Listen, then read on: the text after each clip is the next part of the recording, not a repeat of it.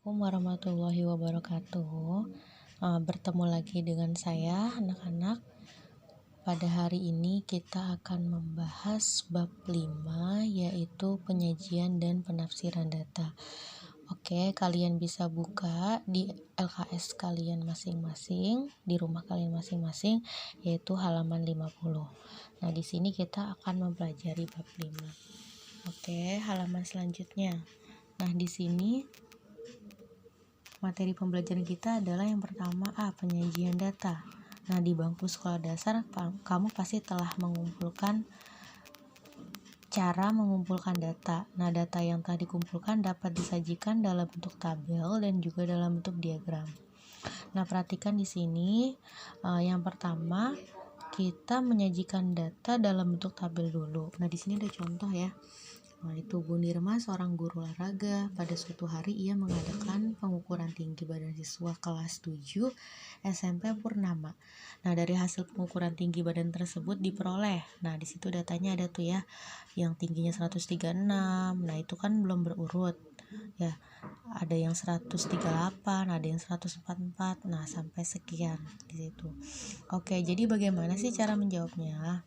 Nah, karena di sini yang kita pelajari terlebih dahulu adalah dalam bentuk tabel. Oke, jadi kita bikin tabelnya dulu. Nah, perhatikan. Tabel tinggi badan siswa kelas 7 SMP Purnama sebagai berikut. Nah, di sini ada nomor 1 ya. Nomor 1, 2, 3, 4, 5. Karena tinggi badannya mulai yang paling terkecil kita urutkan dulu adalah di sini ya. Dari data di atas ini yang paling terkecil adalah 136. Kemudian setelah 136, 138 karena 137 nggak ada di sini ya. Yang ada di sini aja yang dimasukin jadi untuk menyingkat. Kemudian 141, 144 dan yang terakhir adalah 146.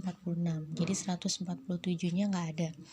Nah, kemudian turusnya itu adalah kita bikin turusnya aja. Kalau misalkan frekuensi atau banyaknya 3 berarti turusnya kita bikin 3.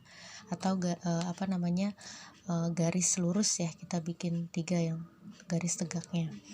Oke, misalkan di sini 136 cm. Oh, banyaknya siswa ada berapa sih? Nah, coba kita hitung di sini 136. 1 2 3. Nah, di sini kan enggak ada lagi tuh. Nah, berarti jumlahnya adalah 3. Kemudian yang 138 di sini 11 sampai 146 ada 6. Nah, jadi seperti ini saja menyajikan bentuk dalam bentuk tabel ya. Jadi cuma seperti ini saja cukup. Kemudian yang kedua, penyajian data dalam bentuk diagram. Nah, dalam bentuk diagram di sini ada A diagram garis, kemudian yang keduanya B ada diagram batang. Nah, di sini ada contoh ya. Contoh soalnya diketahui data siswa kelas 6 yang menyukai pelajaran sebagai berikut. Nah, matematika ada 10 orang, kemudian sampai ke olahraga ada 10 orang atau 10 anak. Oke, nah yang pertama kita disuruh sajikan dulu dalam bentuk diagram garis. Nah, jadi kalau bentuk diagram garis bentuknya seperti ini ya. Nah, jadi yang di bawahnya ini yang garis garis lurusnya adalah mata pelajaran, kemudian yang garis tegaknya adalah banyaknya siswa atau frekuensi gitu ya. Kamu boleh nanti meletakkan frekuensi ini yang ada di sini aja atau mau normal dari 1 sampai berapa banyaknya juga boleh. Nah, di sini perhatikan matematika itu ada 10 anak. Ini ya. Nah, ini berarti 10 ya. Nah, kita titikin di sini 10. Itu ya. Nah, tadi di sini kan matematika 10 anak ya. Kita bikin titik putus. Nah, kemudian bahasa Indonesia. Nah, bahasa Indonesia di sini ada berapa? 8 anak. Oke, karena di sininya 8. Nah, maka kita bentuklah menjadi 8. Kemudian sains, yang suka sains itu ada 5. Nah, 5 di mana? Oke, karena setelah 4 ada 5, berarti di tengah-tengah ini ya. Nah, berarti di sini. Kemudian IPS ada 6 di sini ya. Nah, melebihi 5 sedikit. Oke, yang terakhir adalah olahraga 10. Nah, dia paling atas lagi, sama seperti yang matematika. Nah, jadi bentuknya seperti ini. Jadi kalau misalkan diagram garis, dia lebih tipis ya dibanding yang diagram batang nanti. Oke, selanjutnya yang kedua ada diagram batang. Nah, di sini udah ada soalnya ya. Tabel pengumpulan data ulangan matematika. Nah, yang nilainya 50 ada 3, sampai nilai 90 ada 4. Nah, jumlahnya ada 30 siswa. Nah, di sini jumlahnya 30 siswa. Oke, sajikan data tersebut dalam diagram batang. Nah, kita lihat di sini diagram batangnya. Nah, tadi kan di sini nilainya ya. Oke, nilainya ada 50, 60, 70, 80 sampai 90. Kemudian di sini frekuensi atau banyaknya siswa tadi. Nah, kita lihat tadi yang yang pertama, yang nilainya 50 banyak siswanya 3. Coba kita lihat. Nah, terbukti enggak? Oke, yang nilai 50 siswanya sebanyak 3. Nah, di sini. Karena dia diagram batang, jadi kita menggambarnya seperti batang ya, ada isinya. Nah, ini dan seterusnya ya, kalian pasti insya Allah sudah paham, tinggal kalian cari aja titik-titiknya.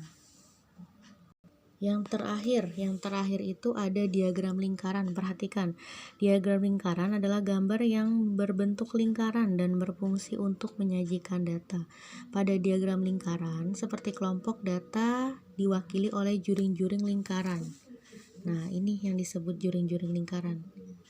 Nah, jadi segini nanti dalam satu lingkaran itu dibagi dari beberapa juring ya, tergantung nanti banyaknya kayak tadi misalkan yang nilainya 50 ada berapa orang gitu, ada berapa persen, ada berapa derajat kalau untuk lingkaran. Nah, di sini ada contoh. Berdasarkan hasil sensus diketahui bahwa angkatan kerja di Indonesia yang bekerja di sektor pertanian 60 juta, jasa 24 juta, perdagangan 18 juta, industri 12 dan lain-lain 6 juta. Oke, sajikan data tersebut dalam diagram lingkaran. Nah, perhatikan di sini. Di sini tadi yang pertama pertanian ya, pertanian 60 juta. Jasa 24 juta, perdagangan 18 juta, industri 12 juta dan lain-lainnya 6 juta. Yang pertama pertanian dulu banyaknya. Oke, 60 juta. Nah, di sini kan frekuensinya ya. Nah, jadi frekuensi ini banyaknya juta kita hitung dulu. 60 ditambah 24 ditambah 18 ditambah 12 ditambah 6 hasilnya 120. Nah, bagaimana sih cara menghitung diagram lingkaran? Nah, untuk menghitung diagram lingkaran di sini kita ada 2 ya. Nah, nanti yang ditanya soalnya dalam bentuk persen, bisa juga dalam bentuk derajat. Kalau dalam bentuk persen berarti di sininya harus 100%. Tapi kalau dalam bentuk derajat di sininya harus 360 derajat. Kenapa 360 derajat? Karena sudut satu putaran penuh lingkaran adalah 360 derajat. Oke, yang pertama pertanian dulu. Nah, saya kasih contoh pertanian ya. Nah, pertanian tadi banyaknya 60 juta, berarti banyaknya pertanian dibagi seluruh banyaknya sensus dikali 100%. Ini untuk menghitung persentase ya. Nah, banyaknya pertanian 60 per 120 dikali 100 ya. 60 dikali 100 boleh, baru dibagi 120. Ya, hasilnya 50%. Ya, jadi persennya ini jangan kamu hilangkan, nanti dia akan muncul di sini lagi ya. Jadi 60 kali 100 dibagi 120 boleh seperti itu, atau mau 60 per 120 disederhanakan menjadi pecahan yang paling sederhana baru dikali 100%, sama aja ya. Nah, cara menghitungnya seperti ini. Jadi jumlah banyaknya pertanian dibagi jumlah seluruh sensus dikali 100%. Jadi yang 120 ini dari jumlah keseluruhan sini. Nah, nanti kalau soalnya yang lain gimana? Berarti sama keseluruhan juga gitu ya. Kemudian kalau untuk menghitung derajat, nah kalau derajat dia masih sama ya. jumlah si penduduknya tadi yang pertanian itu dibagi seluruhnya. Nah, kalau dia yang derajat dikalikan 360 derajat. Beda kalau ini 100%, yang ini 360 derajat ya. Nah, ini sama untuk menghitungnya caranya ya, hasilnya 180 derajat. Jadi kalau misalkan dijumlahkan seluruhnya nih, ya, dari pertanian, jasa, perdagangan, industri, lain-lain, ya. Ini ketika dijumlahkan hasilnya harus 100% dan derajat juga harus 360 derajat. Jadi kalau misalkan kurang dari ini, ya berarti hasil perhitungan kalian masih ada yang belum benar gitu ya. Jadi sama untuk yang jasa, perdagangan, industri, lain-lain, cara menghitungnya sama gitu. Nah, nanti untuk menentukan diagram lingkarannya kayak gimana? Nah, ini bisa menggunakan busur derajat ya. Kalau misalkan derajat 180, nah berarti kamu tinggal ukur aja. Tapi kalau misalkan persentase, ya kamu kira-kirakan saja. Ketika yang 50 berarti lebih besar, seperti itu.